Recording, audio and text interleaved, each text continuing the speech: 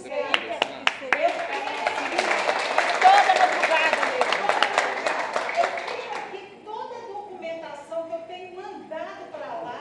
Ninguém até agora, às 6 horas da tarde, respondeu ali na minha casa. Eu mandei, inclusive, registrado. Então, hoje que a FCA mandou os representantes aqui, eu quero perguntar face a face para o senhor. Todas as noites, ou melhor, todas as madrugadas, sem faltar nenhuma, hoje, às 3h20 da manhã, a locomotiva estava lá.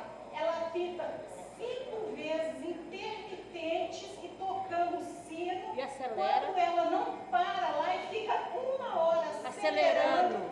poluindo todo o meio ambiente. A gente abre a janela, é aquele cheio de óleo queimado lá. Sabe-se lá o que eles estão jogando ali fora das oficinas. Então, todas as noites isso acontece, mais de uma vez.